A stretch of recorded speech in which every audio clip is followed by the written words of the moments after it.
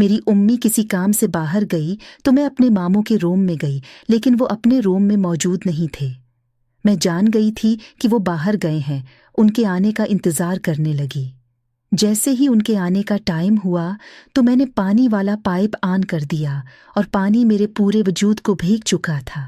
میں نے اپنے کپڑوں کو گیلا کر دیا تھا جس سے وہ میرے ساتھ چپک گئے تھے اور میں واضح ہونے لگی تھی۔ میرے ماموں نے مجھے دیکھا، میں نے دوپٹا بھی نہیں لیا تھا۔ میں نے ایسا شوق کیا کہ مجھ سے شاور بند نہیں ہو رہا۔ تب ماموں بھی میری مدد کرنے کے لیے میرے قریب آ گئے۔ میں نے خود کو ماموں کے مزید قریب کر دیا تھا کہ انہیں میں محسوس ہونے لگوں۔ ماموں کو اس چیز سے کافی مزہ آ رہا تھا، مجھے بھی۔ ماموں محسوس ہونے لگے تھے، وہ بھی اب جان کر موقع کا فائدہ اٹھا کر خود کو سکون دینے لگے۔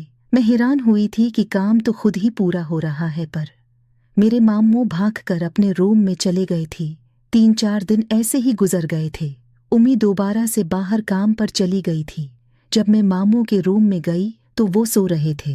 میں نے اپنے ماموں کو سوتے ہوئے محسوس کیا اور ان پر جھک گئی تھی۔ ان کا ہاتھ اب اپنے حسن سے لگا رہی تھی۔ اچانک ہی ان کی آنکھ کھل گئی اور مجھ سے کہنے لگے کہ یہ کیا حرکت ہے۔ میں نے ماموں سے کہا کہ میں نے چیک کروانا تھا کہ کہیں مجھے بخار تو نہیں ہو گیا، اس لیے آپ کا ہاتھ خود کو لگا رہی تھی۔ میرے ماموں میرے جھوٹ کو پکڑ چکے تھے۔ جب مجھے کہنے لگے کہ سچ سچ بتاؤ کہ کیا چاہتی ہوں، میں نے اپنے ماموں سے کہا کہ میں ان کو امی کے ساتھ کام کرتے ہوئے دیکھ چکی تھی اور میں اب یہی چاہتی ہوں کہ آپ بھی وہی کام میرے ساتھ کرے۔ تو میرے ماموں مجھے عجیب نظروں سے دیکھنے لگے تھے اور کہنے لگے کہ تمہارے اندر وہ بات نہیں ہے جو تمہاری امی کے اندر ہے۔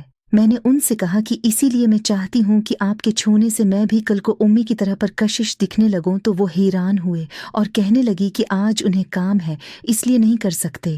میں نے ان سے کہا اگر انہوں نے نہ کیا تو میں ابو کو سب کچھ جا کر بتا دوں گی، اس طرح ان کی آمدنی بھی ختم ہو جائے گی اور اس کی بہن بھی طلاق یافتہ ہو جائے گی۔